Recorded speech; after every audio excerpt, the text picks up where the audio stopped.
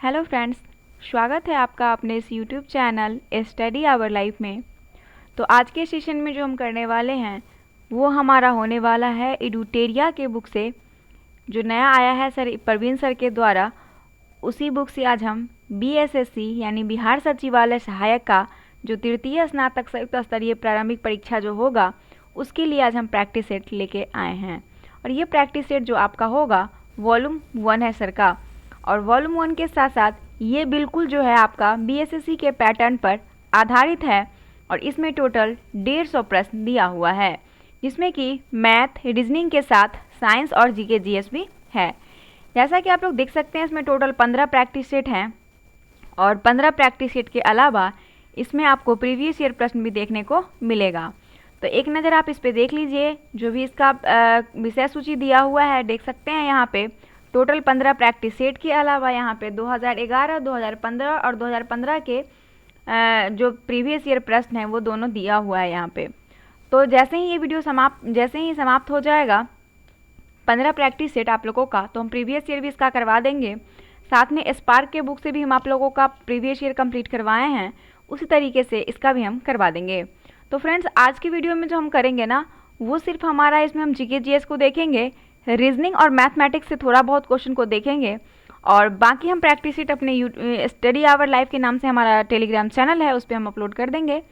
तो जिन लोगों को भी चाहिए होगा वो हमारे टेलीग्राम से इसका पीडीएफ लेके पहले बना सकते हैं, मैथ और रीजनिंग को भी, और उसका जो भी सॉल्यूशन होगा उसे भी हम प्रोवाइड कर देंगे। तो चलिए फ्रेंड्स, स्टार्ट करते हैं आज के पहले प्रश्न से।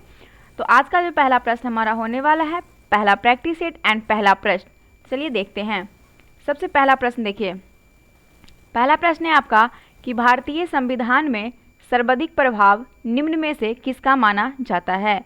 भारतीय संविधान में सर्वाधिक प्रभाव जो है निम्न में से किसका माना जाता है। ऑप्शन 1 में दिया है भारत सरकार अधिनियम 1935 का, ऑप्शन 2 है यूएसए के संविधान का, ऑप्शन सी ब्रिटिश के संविधान का, और ऑप्शन डी सोवियत रूस का संविधान। तो कह रहा है कि भारतीय संविधान में सर्वाधिक प्रभाव किसका माना जाता है।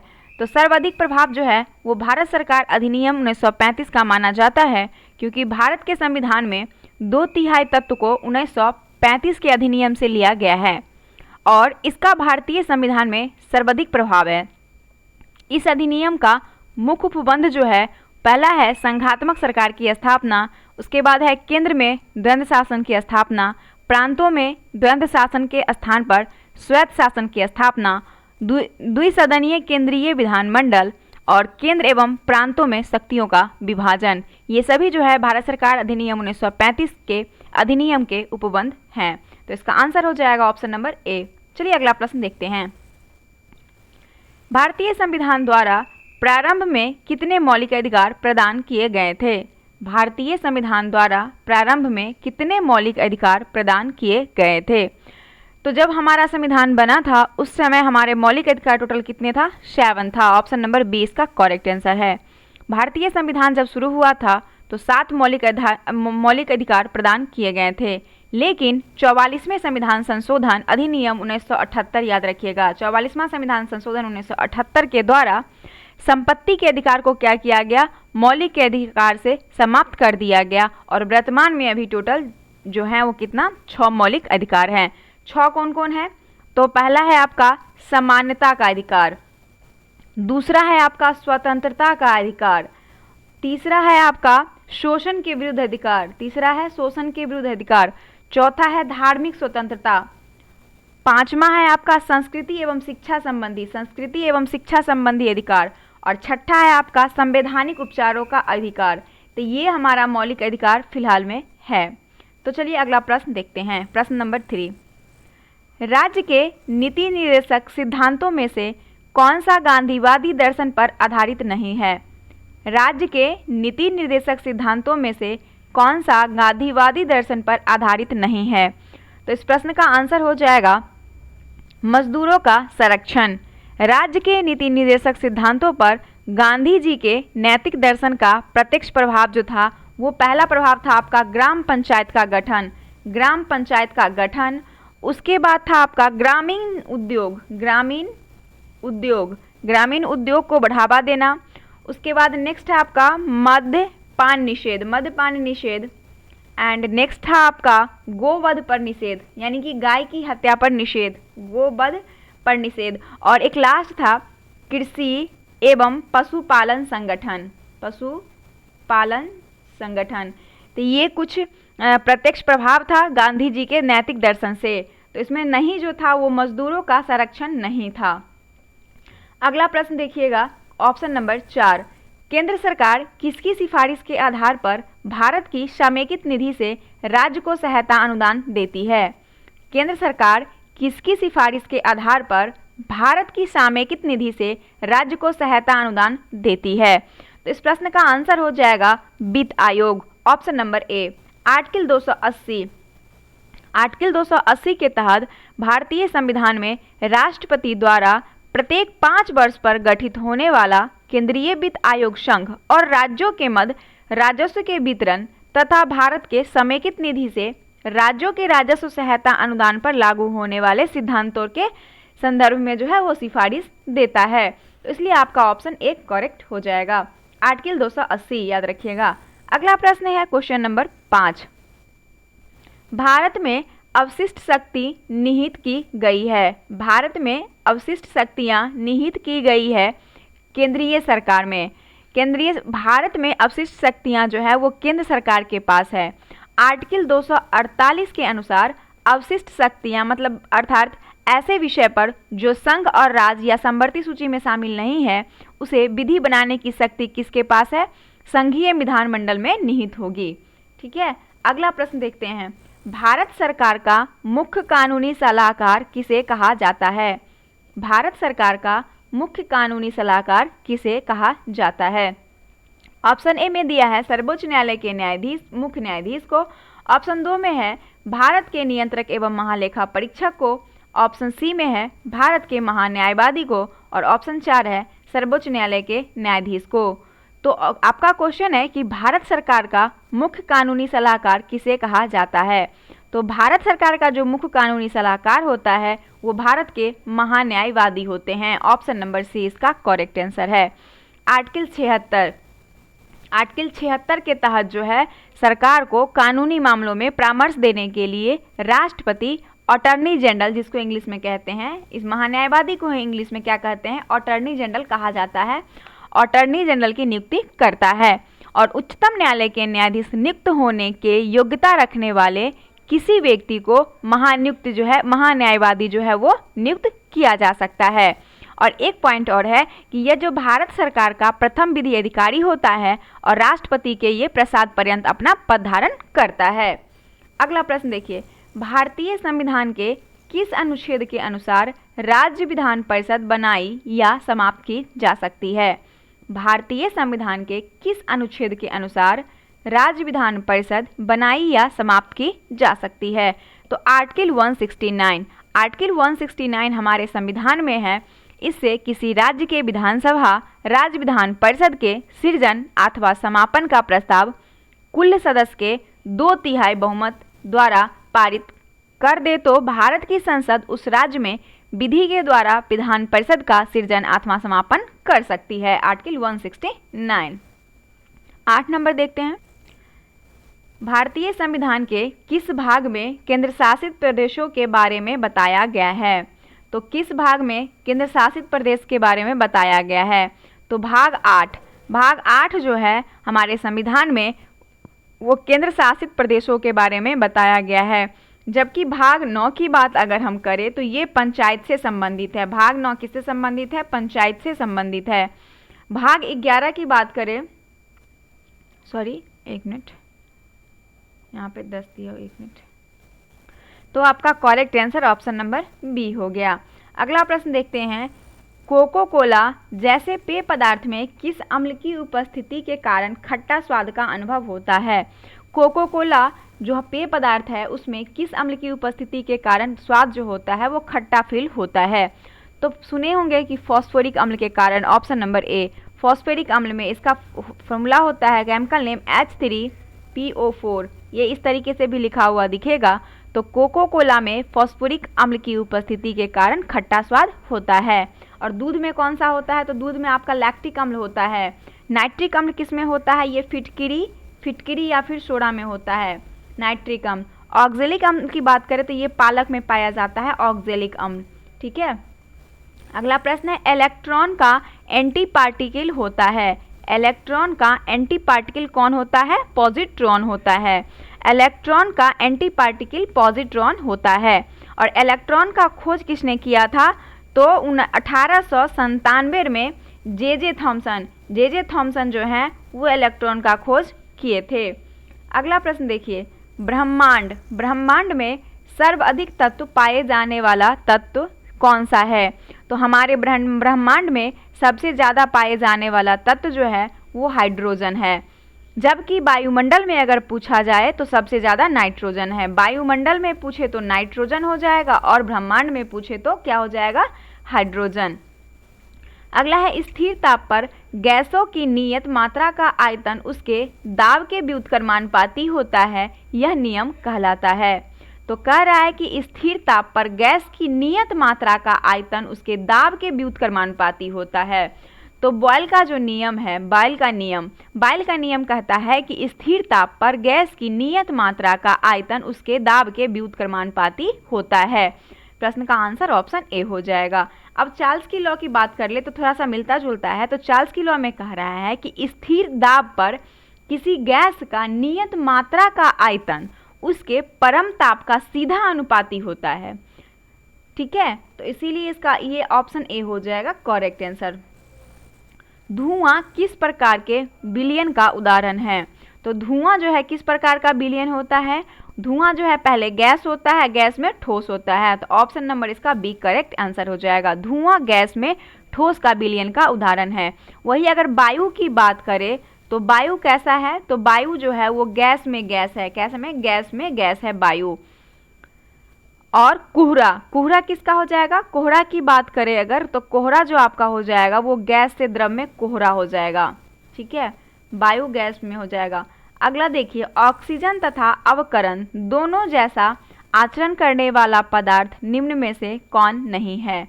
ऑक्सीकरण तथा अवकरण दोनों जैसा आचरण करने वाला पदार्थ निम्न में से कौन नहीं है?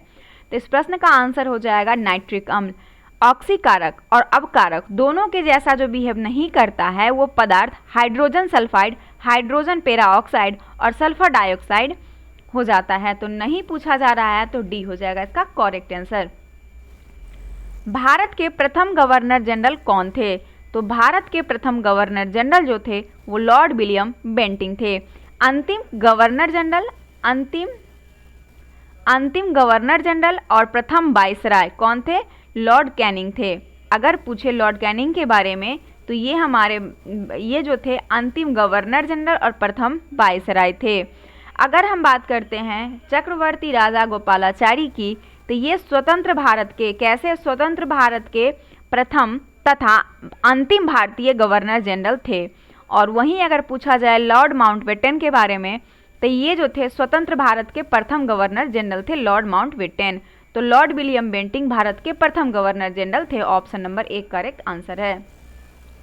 अगला देखिए, भारत की प्रथम महिला आईपीएस कौन थी? तो भारत की प्रथम महिला आईपीएस की बात करें तो किरण बेदी। कौन थी? किरण बेदी। और भारत की प्रथम आईएएस कौन थी? आईएएस तो अन्ना जॉर्ज थी, प्रथम आईएएस थी। और आईपीएस की बात करें तो किरण बेदी थी। और सुप्रीम कोर्ट की फातिमा बीबी कौन थी? तो फातिमा बीबी जो थी ये सुप्रीम कोर्ट की प्रथम महिला न्यायाधीश थी। महिला न्यायाधीश फातिमा बीबी थी। और लीला सेठ की बात करें तो ये उच्च न्यायालय की प्रथम महिला मुख्य न्यायाधीश लीला सेठ थी। अगला प्रश्न देखिए, कागजी मुद्रा जारी करने वाला प्रथम देश कौन है? कागजी मुद्रा जारी करने वाला पहला देश चीन था। ऑप्शन नंबर ए इसका करेक्ट आंसर है। और पुस्तक मुद्रित जो करने वाला प्रथम देश वो भी चीन ही था। तो इसका करेक्ट आंसर क्या हो जाएगा? चीन। अगला प्रश्न देखिए 18 नंबर, फॉल बैक शब्द निम्न में से किस खेल से संबंधित है? फॉल बैक शब्द जो है वो किस खेल से संबंधित है? तो कुश्ती। ठीक है, कुश्ती से संबंधित है। किससे? कुश्ती से संबंधित है फॉल बैक शब्द जो है ये कुश्ती से संबंधित है। फॉल बैक हो जाए या फिर डॉग फॉल भी हो जाए, डॉग फॉल भी कुश्ती से संबंधित है, फिर पुल भी कुश्ती से संबंधित है, चित भी कुश्ती से संबंधित है, ये सारे वर्ड जो है कुश्ती से संबंधित है। अगला है भारत ने सर्वप्रथम किस वर्ष राष्ट्रमंडल खेलों में भाग लिया था? तो भारत जो है सबसे पहले राष्ट्रमंडल खेलों में भाग लिया था 1934 में, और प्रथम राष्ट्रमंडल खेल का आयोजन जो किया गया था कब किया गया था? 1930 में खेल का आयोजन किया गया था, और भारत सबसे पहले 1934 में भाग लिया था। और प्रथम राष्ट्रमंडल खेल का आयोजन जो 1930 ईस्वी में हुआ था उसमें हैमिल्टन जो कनाडा में किया गया था। कहाँ पे? कनाडा, हैमिल्टन में। अब आपसे मैथ का प्रश्न है, हम आंसर बता देंगे और इसका एक्सप्लेनेशन हम अपने टेलीग्राम पे दे देंगे, आप लोग वहाँ से इसे देख लीजिएगा। थोड़ा बहुत जहाँ लगेगा कि हाँ यहाँ पे समझाने लायक है प्रश्न तो मैं समझा दूंगी। देखिए, यदि 5 क्रमागत सम संख्या कह रहा है कि यदि 5 क्रमागत सम संख्या का योग कितना है? 80 है। 5 क्रमागत सम संख्या का योग कह रहा है कि 80 है, तो सबसे छोटी सम संख्या ज्ञात करे। तो सबसे छोटी सम संख्या आपको ज्ञात करना है। तो इस प्रश्न का आंसर आपका 12 हो जाएगा। बहुत इजी प्रश्न है, इसे बना लीजिएगा आप लोग। अगला प्रश्न है 8560 में से कौन सी सबसे छोटी संख्या घटाई जाए कि प्राप्त नई संख्या पूर्ण वर्ग बन जाए? तो इसे आप लोग आराम से ऑप्शन से बना लीजिएगा। इसका ऑप्शन में 96 आंसर आ जाएगा। अगला है 3√2, √3, 3√4, 6√15 में सबसे छोटी संख्या ज्ञात करे। तो देखिए सबसे पहले इसे कैसे बनाते हैं, इसे तो आप लोग बना लीजिएगा। बहुत इजी प्रश्न है। इसमें क्या कीजिएगा, 2 3 फिर 2 3, ये सभी का आप दो, इसका जो रूट से बाहर है 2 3 6, ये सभी का क्या कीजिएगा, एलसीएम निकाल लीजिएगा। और एलसीएम जब निकालेंगे दिया गया संख्या का एलसीएम 6 आ जाएगा। अब सभी को बना लीजिएगा। तो सबसे छोटी संख्या जो आपका होगा 3√2 हो जाएगा इसका करेक्ट आंसर। एक्सप्लेनेशन हम दे देंगे, आप लोग परेशान मत होइएगा। तो ऑप्शन नंबर ए इसका करेक्ट आंसर हो जाएगा। अगला प्रश्न देखिए कि 0.57 रैंकिंग का सरलतम मान निम्नलिखित में से कौन होगा? तो 0.57 रैंकिंग में है, इसका सरलतम मान पूछा जा रहा है। तो इस प्रश्न का आंसर हो जाएगा ऑप्शन नंबर डी, 26/45। रैंकिंग का मतलब क्या? रैंकिंग, जिस वर्ड पे रैंकिंग है ना, यानी टोटल 57 है, 57 माइनस कितना? रैंकिंग किस पे नहीं है? 5 पे रैंकिंग नहीं है, 7 पे रैंकिंग है, तो इसमें से 5 माइनस कर देंगे। ठीक है, तो इसे जब करेंगे तो उसका करेक्ट आंसर आपका निकल के आ जाएगा। बटा में 90 से डिवाइड कर दीजिएगा, निकल के आ जाएगा। अगला प्रश्न देखिए, यदि 1/3 बराबर b/4 बराबर c/7 हो तो a + b + c बटा c का मान क्या होगा? तो इसमें दिया हुआ है a/3 बराबर b/4 बराबर c/7। सबको कुछ मान लीजिएगा, x मान लीजिएगा, सभी के बराबर में x मान लीजिएगा और x मान के निकालिएगा, इसका आंसर 2 आ जाएगा। अगला प्रश्न है कि 64 माइनस 0.008 बटा 16 जोड़ 0.8 जोड़ 0.4 का मान ज्ञात करे। इसमें मान ज्ञात करना है, इसका 3.8 आंसर आएगा। अगला है वह छोटी से छोटी संख्या ज्ञात कीजिए जिसमें 15 घटाने पर प्राप्त नई संख्या 13, 15, 18 से पूरी तरह विभाजित हो जाए। तो इस प्रश्न का आंसर सिंपल सा है, इस तीनों का एलसीएम निकाल लीजिएगा। एलसीएम जो आएगा उसको क्या कीजिएगा, इसमें से माइनस कर, कितना 15 बोल रहे हैं तो 15 को माइनस कर दीजिएगा। माइनस करके जो आएगा वही इसका आंसर होगा। तो माइनस करने पर 1185 आंसर आएगा। 27 नंबर प्रश्न देखते हैं। कह रहा है कि एक घनाभ के बीमाओं में 2:3:4 का अनुपात है। यदि उसका आयतन 3000 घन सेंटीमीटर हो तो उसका संपूर्ण पृष्ठ क्षेत्रफल ज्ञात करे। तो घनाभ की बीमाएं मान लीजिए 2x, 3x और 4x। ठीक है, जब अब फिर प्रश्न आपका कह रहा है कि सभी का मान कितना है, 3000 है। तो मान लीजिए 2x, ठीक है, 2x × 3x × 4x बराबर कितना मान लिया है, 3000 बोल रहा है ना, 3000 घन सेंटीमीटर दिया हुआ है। अब यहाँ पे सबसे पहले आपको x का वैल्यू निकालना है। तो क्या कीजिएगा कि 3000 x का क्यू ना, 3 वो x है ना, तो x का क्यू मान लीजिए। x का क्यू बराबर कितना हो जाएगा, 3000 बटा 2 × 3 × 4। इसे जब सॉल्व कीजिएगा तो निकल के आ जाएगा, x का वैल्यू तो आपका 5 निकल के आ जाएगा। अब आराम से सब पे संपूर्ण पृष्ठ का क्षेत्रफल निकाल लीजिएगा। संपूर्ण पृष्ठ का क्षेत्रफल क्या होता है, 2 × फॉर्मूला बताते हैं, 2 × L L B plus B H plus L H. तो इस पर निकाल लीजिएगा फॉर्मूला पे। इस फॉर्मूला पर जब निकालिएगा तो इसका आंसर आ जाएगा कितना, 1300 वर्ग सेंटीमीटर इसका करेक्ट आंसर होगा। अब 28 नंबर प्रश्न देखिए कि एक पाइप 125 सेंटीमीटर लंबा, उसकी आंतरिक और बाह्य त्रिज्याएं क्रमशः कितना 3 सेंटीमीटर और 4 सेंटीमीटर है, तो उसका पृष्ठ क्षेत्रफल ज्ञात कीजिए। तो इसका करेक्ट आंसर कितना हो जाएगा, इसका 5500 सेंटीमीटर स्क्वायर इसका आंसर आएगा। तो वक्र पृष्ठ क्षेत्रफल याद होगा कि 2 पाई और त्रिज्या मान लीजिएगा R1 plus R2 into H. इस फॉर्मूला में बैठा दीजिएगा, आराम से इसका आंसर आ जाएगा। अगला प्रश्न है कि 1 माइनस साइन 60 डिग्री बटा कॉस 60 का मान ज्ञात करें। तो इसका फॉर्मूला आप लोगों को याद अगर होगा तो इसका करेक्ट आंसर जो आएगा वो रूट 3 आंसर निकल के ये निकल के इसका आंसर आएगा 2 माइनस रूट 3 इसका आंसर निकल के आएगा। अगला प्रश्न है कि 50 मीटर ऊंची मीनार के पाद से 50 रूट 3 मीटर दूरी पर स्थित किसी बिंदु पर मीनार का उन्नयन कोण कितना होगा।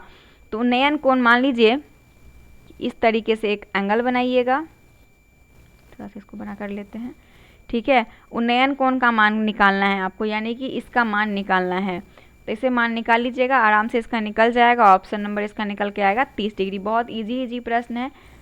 अगला प्रश्न है कि दिए गए चित्र में जीवा ए बी बराबर सी डी, ए और बी बराबर क्या है सी डी है, ठीक है। परस्पर बिंदु पी पर प्रतिच्छेद करती है, किस पे पी पे प्रतिच्छेद करती है। जीवा ए बी की लंबाई ज्ञात करे, जीवा ए और बी की लंबाई ज्ञात करें यदि सी डी बराबर 10 सेंटीमीटर, सी पी बराबर 5 सेंटीमीटर और बी पी बराबर 3 सेंटीमीटर। तो इस प्रश्न का आंसर जा जाएगा, तो आराम से इसे निकाल लीजिएगा। एक्स का वैल्यू एक्स मान के इसका वैल्यू निकालिएगा, निकल के आएगा 22 सेंटीमीटर। अगला प्रश्न है एक वृत्त जिसका केंद्र 0 है और तथा ए ओ वृत्त का व्यास है, यदि त्रिभुज ए बी सी बराबर 70 डिग्री हो तो कोण बी ए सी की माप ज्ञात कीजिए।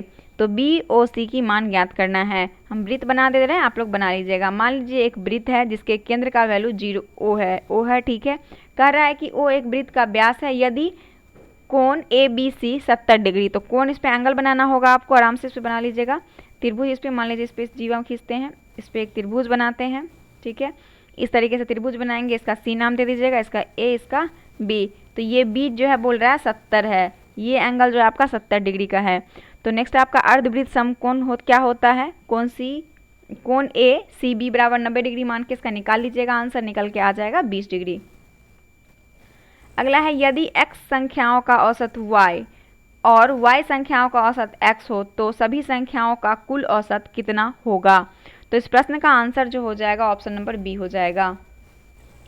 एक चुनाव में 2 उम्मीदवार थे, जीतने वाले उम्मीदवार को कुल मतों का 65% मत प्राप्त हुआ और 900 मतों से विजय हुआ, तो कुल मतदाताओं की संख्या ज्ञात करें। तो इसका आंसर 3000 निकल के आएगा।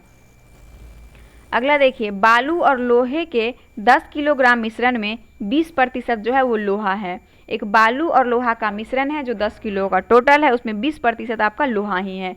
उसमें कह रहा है कि कितनी बालू और मिलाई जाए तो लोहा 10% हो जाएगा। तो आराम से इसका निकल के आ जाएगा 10 किलोग्राम।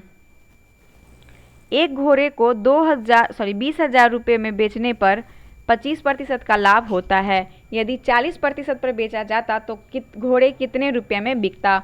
तो इस प्रश्न का आंसर हो जाएगा 22,400। कोई धन साधारण ब्याज की वार्षिक दर से 5 वर्ष में कितने का 3/2 गुना हो जाता है, ब्याज का वार्षिक दर ज्ञात कीजिए। तो 10% पर होगा। अगला प्रश्न है यदि किसी धनराशि का 12.1/2% वार्षिक दर से 2 वर्ष का चक्रवृद्धि ब्याज 510 रुपया है और उसी धनराशि का उसी दर से उतनी ही समय अवधि का साधारण ब्याज निकालना है, तो 480 निकल के आएगा। ए किसी काम को 8 घंटे में, बी उसी काम को 12 घंटे में करता है, यदि दोनों साथ काम करें तो उसका कितने घंटे में पूरा होगा। तो इसका 4/5 इसका करेक्ट आंसर हो जाएगा, ऑप्शन नंबर ए। अगला देखिए, राम 12 किलोमीटर पर आवर की चाल से अपने घर से दफ्तर जाता है, यदि अपनी 5/6 चाल से चले तो 20 मिनट देर से पहुंचेगा और उसके घर से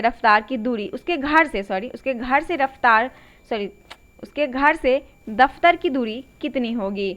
मतलब कह रहा है कि राम जो है वो अपने घर से चलना स्टार्ट करता है दफ्तर की ओर, जो कि 12 किलोमीटर पर आवर की चाल से चलता है।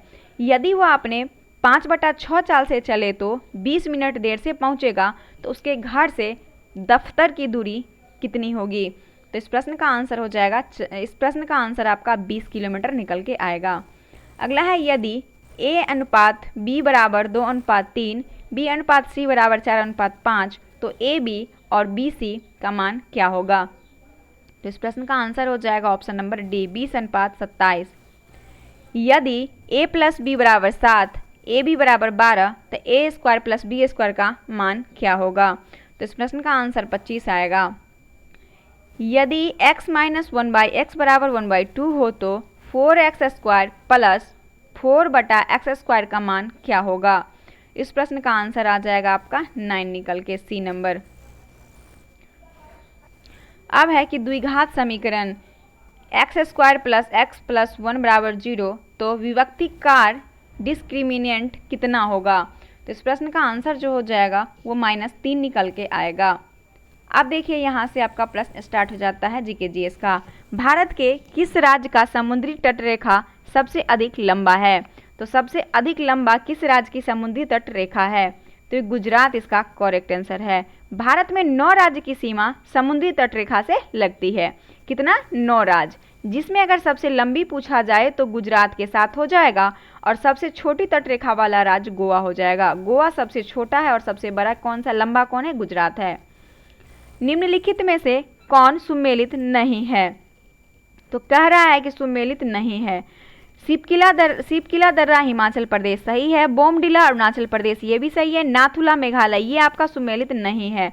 नाथुला मेघालय ये जो है आपका गलत दिया हुआ है। नाथुला दर्रा सिक्किम के वृद्ध हिमालय में है। कहाँ, सिक्किम के वृद्ध हिमालय क्षेत्र में होता है। और जोजिला जम्मू कश्मीर में। ऑप्शन सी इसका करेक्ट आंसर है। सुबनासरी निम्नलिखित में से किसकी सहायक नदी है।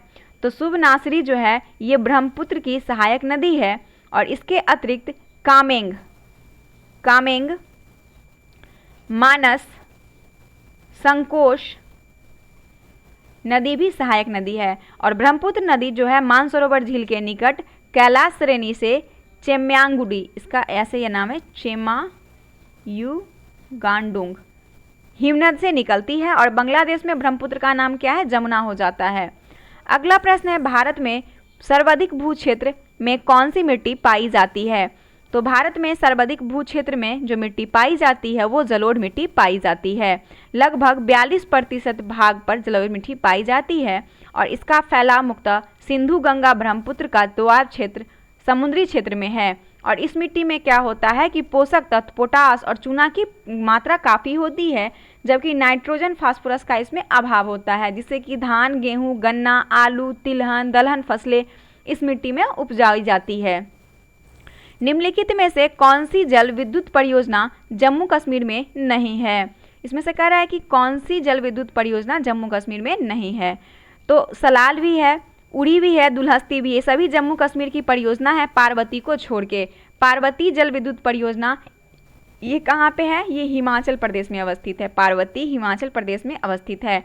और भारत में प्रथम जल विद्युत परियोजना संयंत्र की स्थापना दार्जिलिंग, कहाँ पे, दार्जिलिंग के सिद्रापोंग में 1897 में की गई थी। और इसके बाद 1902 में जो है शिव समुद्रम जल विद्युत गृह की स्थापना की गई थी, जो कावेरी नदी पे है, शिव समुद्रम।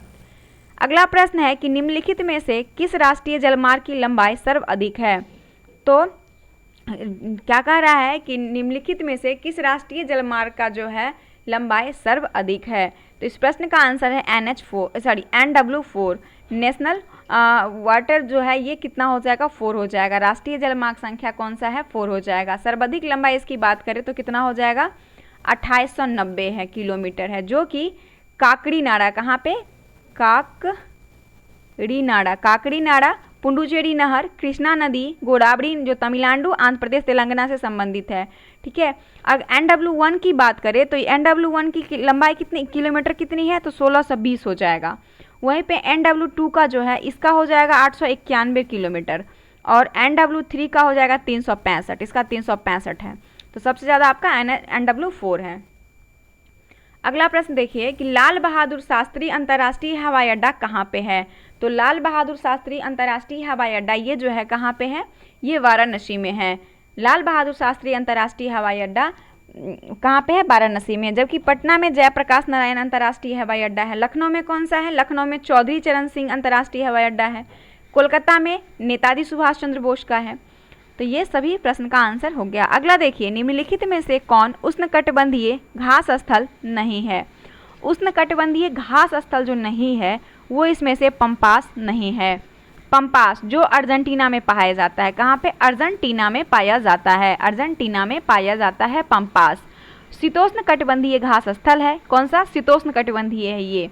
जबकि सवाना अफ्रीका का, कंबोश कहाँ का, ब्राज़ील का, कंबोश ब्राज़ील का है, सवाना अफ्रीका का है, और लानोस ये कहाँ का है, वेनेजुएला का। ये सभी उष्णकटिबंधीय घास के मैदान हैं। प्रथम पृथ्वी शिखर सम्मेलन का आयोजन कहाँ किया गया था। तो प्रथम पृथ्वी शिखर सम्मेलन का आयोजन कहाँ किया गया था, इस प्रश्न का आंसर हो जाएगा option number B, Rio de Janeiro. 1992 ये संयुक्त राष्ट्र संघ के द्वारा पर्यावरण एवं सतत विकास पर पहला पृथ्वी शिखर सम्मेलन रियो डी जेनेरियो कहाँ पे, ब्राज़ील में आयोजित किया गया।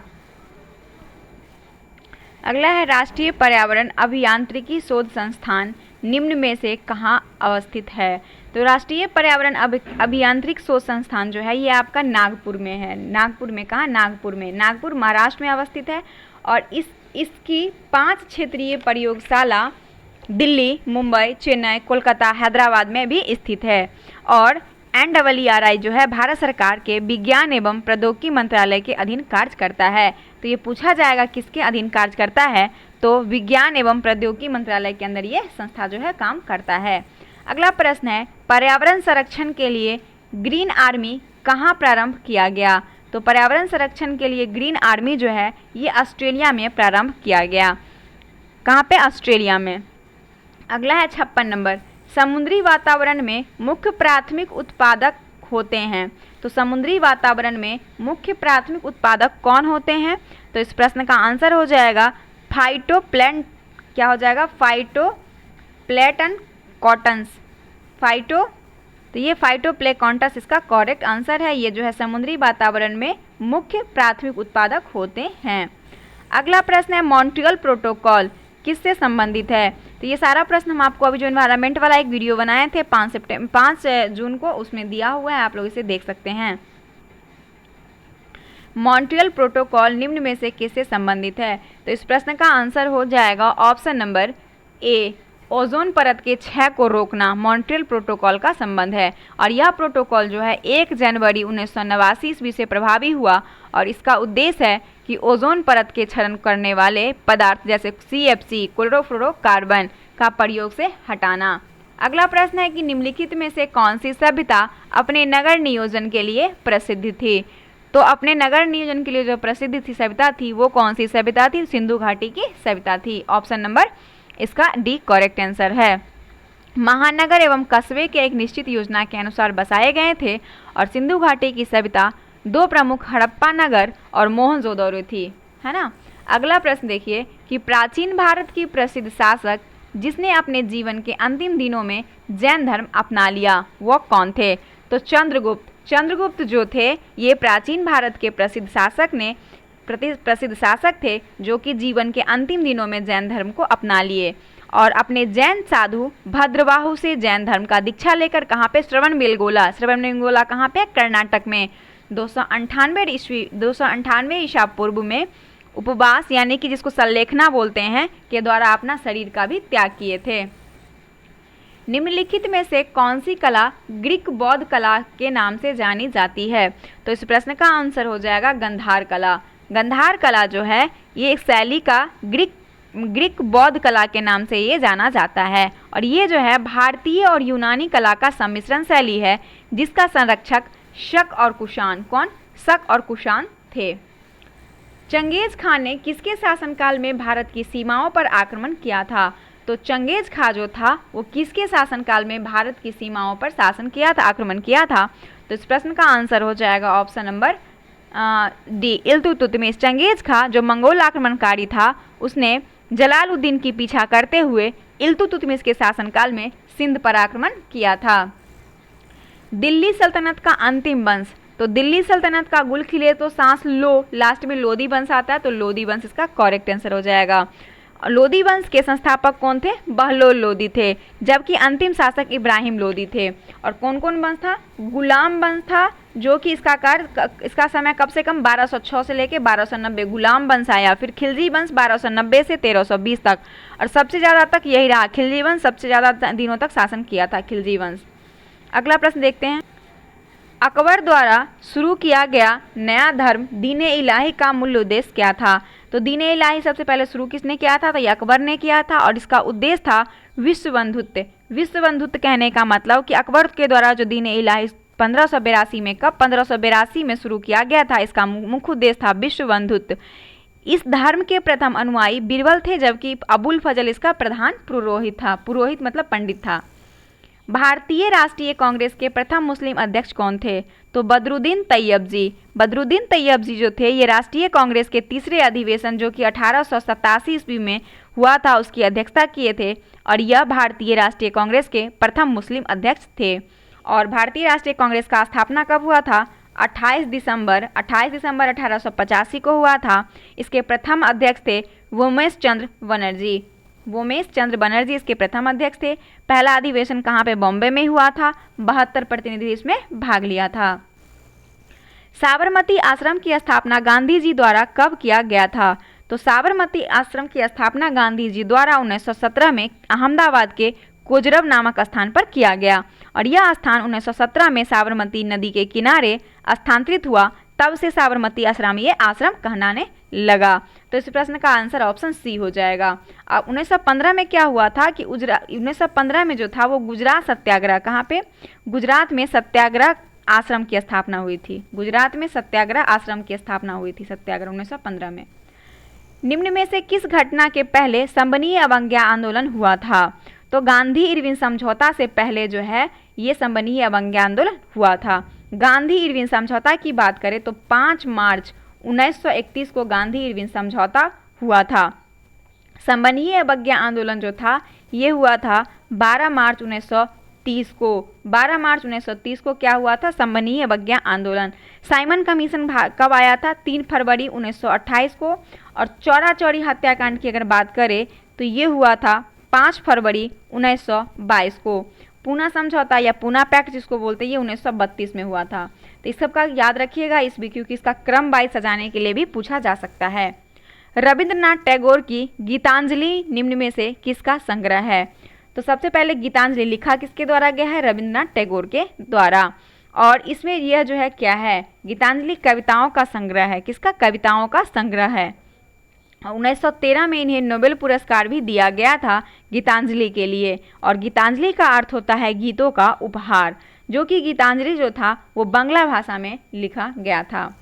भारत ने किस देश को हराकर पहली बार थॉमस कप का खिताब जीता है? और ये करंट का प्रश्न है, बीबीआई प्रश्न है, इसे याद रखिएगा। भारत ने किस देश को हराकर सबसे पहली बार जो है इंडोनेशिया को हराकर, भारत जो है इंडोनेशिया को हराकर पहली बार कौन सा कप? थॉमस कप जीता है। और इसका आयोजन कहाँ किया गया था? थाईलैंड के बैंकॉक शहर में जो है इसका आयोजन किया गया था। हाल ही में भारत के नए मुख्य निर्वाचन आयुक्त किसे बनाया गया? तो हाल ही में भारत के नए मुख्य निर्वाचन आयुक्त राजीव कुमार को बनाया गया है। राजीव कुमार को, ये भारत के 25वें मुख्य निर्वाचन आयुक्त हैं, और इनका कार्यकाल जो है वो 2025 तक का होगा। दुनिया के पहले पहियों पर संग्रहालय का उद्घाटन भारत के किस शहर में किया गया? म्यूज ऑफ व्हील्स का उद्घाटन किस शहर में किया गया है? तो ये कोलकाता में किया गया है। 75वें स्वतंत्रता दिवस यानी कि अमृत महोत्सव के अवसर पर कोलकाता के ड्राम्बो, कहाँ पे? ड्रामो के अंदर दुनिया के पहले पहियों पर संग्रहालय का उद्घाटन किया गया। जबकि देश का पहला restaurant on wheels Asansol restaurant है। कहाँ पे? अगर पूछे कि restaurant on wheels Asansol railway station पर स्थापित किया गया है। टाटा आईपीएल 2022 का खिताब किस टीम ने जीता है? तो टाटा आईपीएल 2022, टाटा आईपीएल ये गुजरात टाइटंस ने जीता है। कौन? गुजरात टाइटंस। आईपीएल सभी लोगों को प्रश्न जरूर याद होगा। आईपीएल जो 15वीं संस्करण था, इसमें टाटा आईपीएल 2022 का खिताब गुजरात टाइटंस ने राजस्थान रॉयल्स को हराकर, किसको? राजस्थान रॉयल्स को हराकर जीता है। अगला प्रश्न देखते हैं 72 नंबर। एलिजाबेथ वॉर्न हाल ही में किस देश की प्रधानमंत्री बनी? तो एलिजाबेथ वॉर्न जो है ये हाल ही में फ्रांस की प्रधानमंत्री बनी है। कहाँ की? फ्रांस की प्रधानमंत्री बनी है और यह पद संभालने वाली देश की दूसरी महिला है, सेकेंड वुमेन है ये। अगला प्रश्न है कि अंतर्राष्ट्रीय बुकर पुरस्कार, अंतर्राष्ट्रीय बुकर पुरस्कार 2022 हेतु किसे चुना गया है? तो अंतर्राष्ट्रीय बुकर पुरस्कार हेतु गीतांजलि श्री को चुना गया है और इनका जो उपन्यास था टॉम्ब ऑफ, क्या? Tomb of sand, tomb of sand के लिए इन्हें जो है अंतर्राष्ट्रीय बुकर पुरस्कार से सम्मानित किया गया है। और इसमें खास बात यह है कि मूल हिंदी रूप से लिखी गई भी भारतीय भाषा में यह पहली पुस्तक है जिसके लिए इन्हें बुकर पुरस्कार से सम्मानित किया गया है। और आप लोग कमेंट करके बताएंगे इस बुक को ट्रांसलेट करने वालों को भी पुरस्कार दिया गया है। तो एक और व्यक्ति हैं, गीतांजलि श्री तो सभी लोगों को याद होगा, लेकिन इनके साथ किसको दिया गया है वो सभी लोग कंफ्यूज कर एक बार जरूर कमेंट बॉक्स में बताएंगे और इस प्रश्न का आंसर हम अगले वीडियो में आप लोगों को बता देंगे। अगला प्रश्न देखिए, कोविड-19 महामारी के समय निम्न में से किस एक्ट के तहत भारत सरकार ने फेस मास्क और सैनिटाइजर को अनिवार्य वस्तु घोषित किया? तो इस प्रश्न का आंसर है ऑप्शन नंबर डी, आवश्यक वस्तु अधिनियम 1955। आवश्यक वस्तु अधिनियम 1955 के तहत फेस मास्क और हैंड सैनिटाइजर के आवश्यक वस्तु के रूप में घोषित किया गया। विश्व पृथ्वी दिवस 2022 का विषय था। तो विश्व पृथ्वी दिवस 2022 invest in our planet, invest in our planet ये 2022 का थीम है और कब मनाया गया? 22 अप्रैल को जो है वो पृथ्वी दिवस के रूप में मनाया गया। अगला है राइडिंग फ्री माई ओलंपिक जर्नी पुस्तक के लेखक कौन है? तो राइडिंग फ्री माई ओलंपिक जर्नी पुस्तक के लेखक इम्तियाज़ अनीस हैं। इम्तियाज़ अनीस, राइडिंग फ्री माई ओलंपिक जर्नी ये इसके लेखक है। और इम्तियाज़ अनीस जो है ओलंपिक में घुड़सवारी खेल में भारत का प्रतिनिधित्व करने वाले दूसरे भारतीय हैं घोड़े दौड़ में। अगला है हाल ही में किस देश के द्वारा विकसित दुनिया के पहले डीएनए आधारित वैक्सीन जैकोव डी के आपातकालीन उपयोग को मंजूरी दी गई है? तो इस प्रश्न का आंसर है भारत।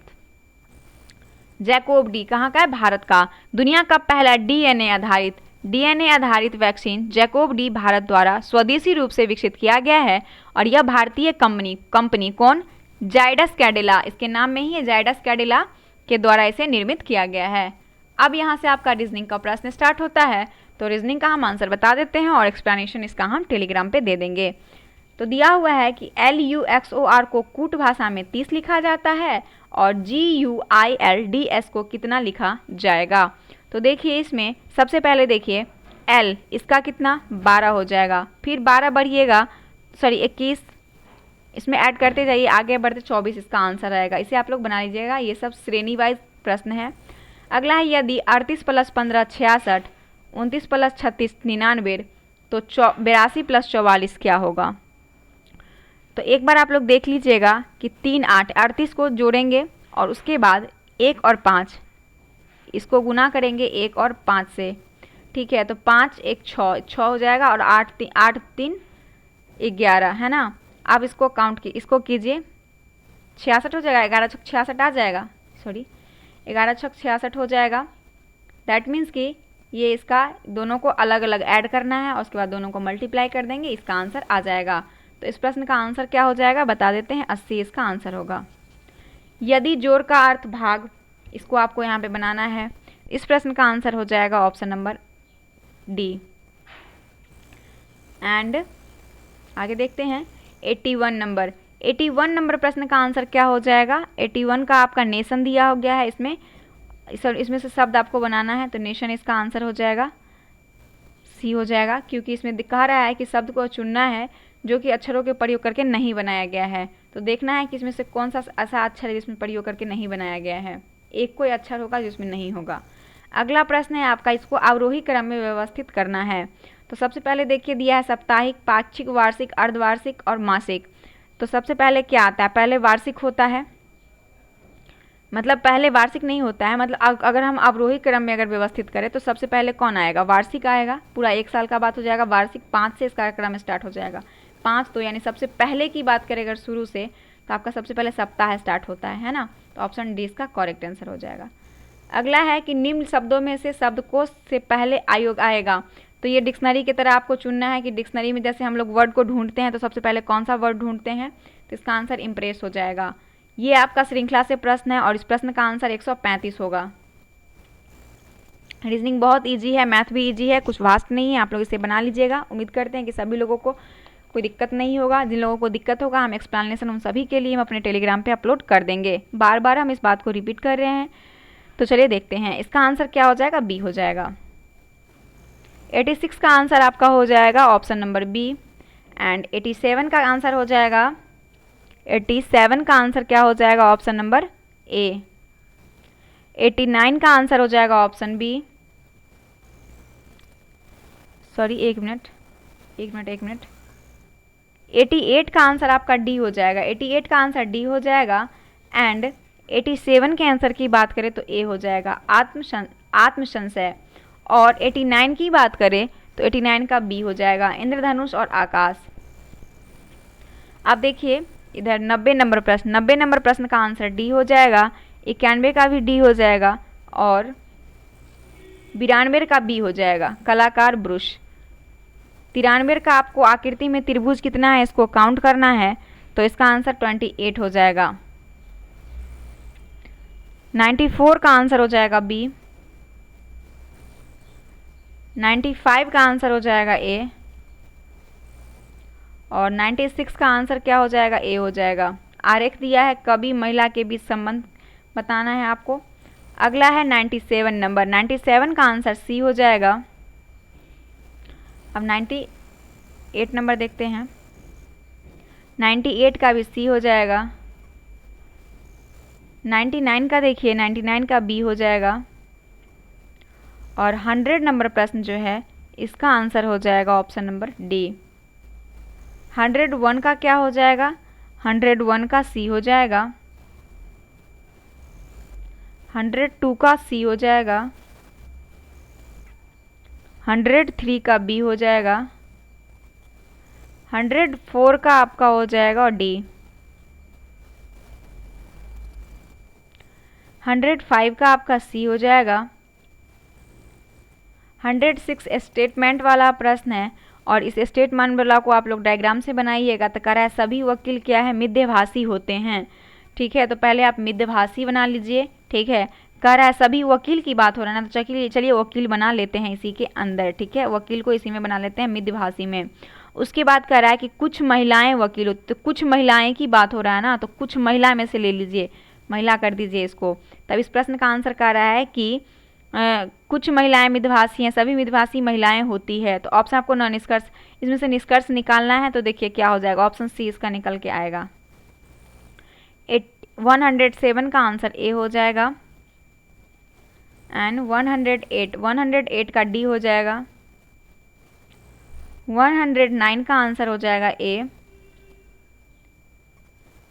110 का हो जाएगा डी हो जाएगा। और 111 का हो जाएगा 15 वर्ष इसका 11 का आंसर हो जाएगा, 111 का। अगला देखिए 12 का बी हो जाएगा इसका आंसर।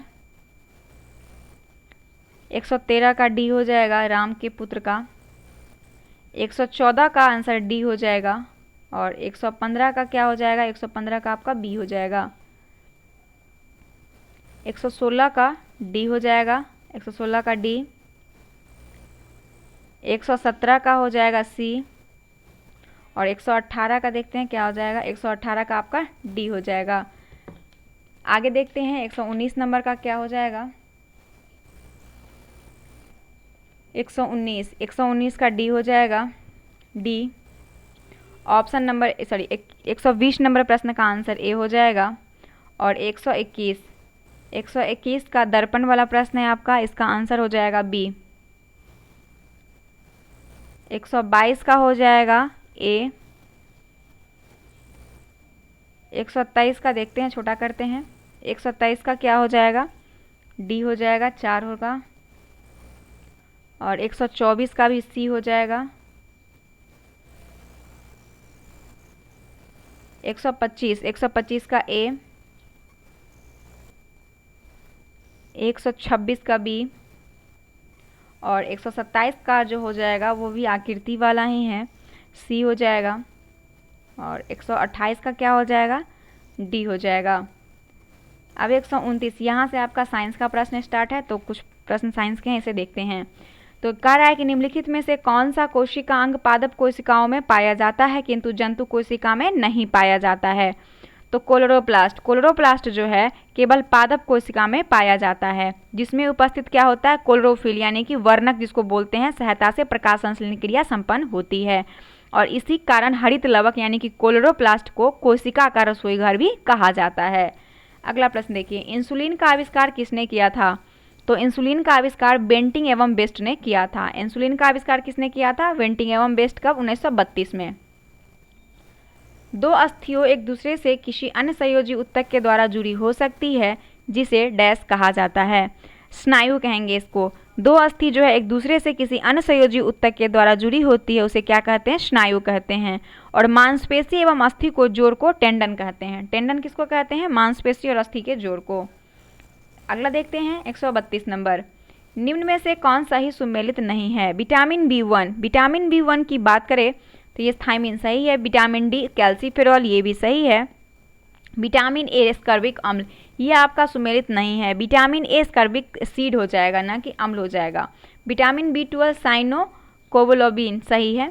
अगला है डीएनए में पाई जाने वाली संकरा, डीएनए में पाई जाने वाली संकरा है, कौन है, तो वो पेंटोस हो जाएगा। पेंटोस जो है ये डीएनए तथा आरएनए में संकरा होती है, और डीएनए में डीऑक्सीराइबोज और आरएनए में राइबोज के नाम से जानी जाती है। टॉक्सिकोलॉजी का संबंध किसके अध्ययन से है। तो टॉक्सिकोलॉजी, टॉक्सी मतलब विष होता है, तो विषों के अध्ययन से हो जाएगा। निम्न में से कौन सा रोग नाइट्रेट सदूषित भोजन तथा जल के उपयोग से होता है। तो नाइट्रेट सदूषित भोजन और जल के उपयोग द्वारा होता है वो ब्लू बेबी सिंड्रोम है, ब्लू बेबी सिंड्रोम। अगला देखते हैं, निम्नलिखित में से कौन सा एंजाइम, एक मिनट, निम्नलिखित में से कौन सा एंजाइम जो भोजन में उपस्थित हानिकारक जीवाणुओं को नष्ट करने का काम करता है। इस प्रश्न का आंसर ऑप्शन डी हो जाएगा, लाइसोसोम। लाइसोसोम नामक एक एंजाइम जो भोजन में उपस्थित हानिकारक जीवाणुओं को नष्ट करने का काम करता है। टाइलिन नामक एंजाइम जो है ये इसका मुख्य कार्य क्या है, स्टार्च को संकरा में तोड़ना। और जाइमेज जो है ये ग्लूकोज को इथेनॉल में परिवर्तित करता है। निम्नलिखित में से कौन सा सही सुमेलित है। अमाशय अम्ल का श्रवण सही है। बड़ी आंत, जल अवशोषण, यकृत सबसे बड़ी ग्रंथि, इनमें सभी जो है सही है। मानव मस्तिष्क में स्मरण क्षमता कहाँ होती है। तो सेरिब्रम में, सेरिब्रम जो होता है उसमें, सॉरी ये सेरिब्लम है, सेरिब्रम ऑप्शन ए हो जाएगा इसका करेक्ट आंसर। सेरिब्रम जो होता है इसमें, इसे उपरा मस्तिष्क भी कहते हैं, ये मुख्य भाग होता है जो स्मरण क्षमता इसे कहा जाता है। अगला प्रश्न है कि निम्न में से कौन सी संस्था भारत में करेंसी नोट जारी करती है। तो करेंसी जारी करने वाली संस्था कौन सी है, तो भारतीय रिजर्व बैंक आरबीआई, ये करेंसी को जारी करती है, जो कि भारत का मौद्रिक प्राधिकरण है। भारतीय साख समिति द्वारा कृषकों को किस प्रकार ऋण उपलब्ध कराया जाता है। तो भारतीय साख समिति के द्वारा कृषकों को जो है अल्पकालीन ऋण, दीर्घकालीन भी और मध्यकालीन, ये सभी ऋण उपलब्ध कराया जाता है। प्रधानमंत्री जीवन ज्योति बीमा योजना किस आयु वर्ग के व्यक्तियों को उपलब्ध कराई जाती है। तो प्रधानमंत्री जीवन ज्योति बीमा योजना जो है ये 18 से लेकर 50 वर्ष आयु वर्ग वाले लोगों के लिए है। अगला है 42 नंबर देखते हैं, भारत में प्रत्येक वित्तीय वर्ष होता है। तो भारत में जो प्रत्येक वित्तीय वर्ष होता है वो 1 अप्रैल से 31 मार्च तक होता है, सॉरी 1 अप्रैल से 31 मार्च, कब, 1 अप्रैल से 31 मार्च, ऑप्शन सी इसका करेक्ट आंसर हो जाएगा।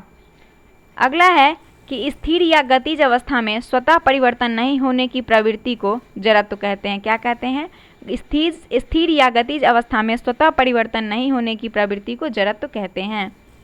निम्नलिखित में से कौन सा उपकरण प्रकाश ऊर्जा को विद्युत ऊर्जा में परिवर्तित करता है।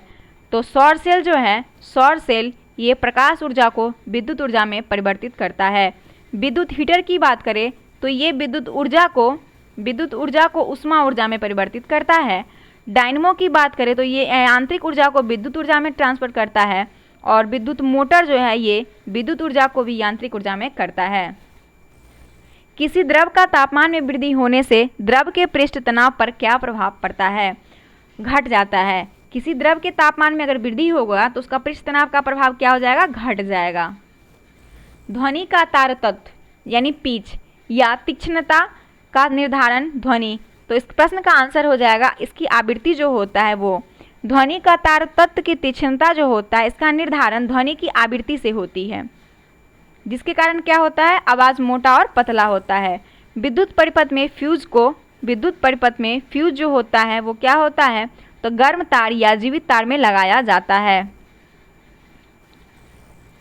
लोक लांसे सेल में प्रयुक्त विद्युत अपघटय है, तो लोक लांसे सेल में प्रयुक्त विद्युत अपघटय अमोनिया क्लोराइड हो जाएगा। अगला है कि किस स्वच्छ जल वाले तालाब की आभासी गहराई वास्तविक गहराई से कम दिखती है, इसका कारण है? तो किसी स्वच्छ जल वाले तालाब की आभासी गहराई वास्तविक गहराई से कम दिखती है, इसका कारण है अपवर्तन। प्रकाश के अपवर्तन के कारण किसी स्वच्छ जल वाले तालाब की आभासी गहराई वास्तविक गहराई से कम दिखाई पड़ती है। अपवर्तन के कारण ही तारों का टिमटिमाना, द्रव में असतः डूबी हुई वस्तु जो है सीधी रखने पर टेढ़ी दिखाई पड़ती है, सूर्योदय के बाद भी सूर्यास्त का होना दिखना, ये सभी जो है अपवर्तन के कारण ही होता है।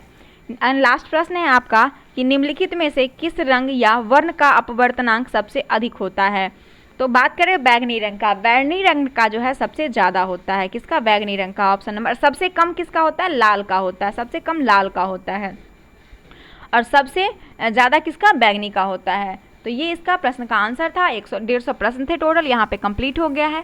आई होप आप लोगों को वीडियो पसंद आएगा। अगर वीडियो पसंद आ रहा होगा तो एक लाइक जरूर कर दीजिएगा। जो लोग हमारे चैनल पर नए हैं चैनल को सब्सक्राइब कर ले और बेल आइकन को प्रेस कर ले, ताकि हमारा कोई भी वीडियो आए तो सबसे पहले आपको मिले। तो चलिए मिलते हैं नेक्स्ट वीडियो के साथ, तब तक के लिए धन्यवाद।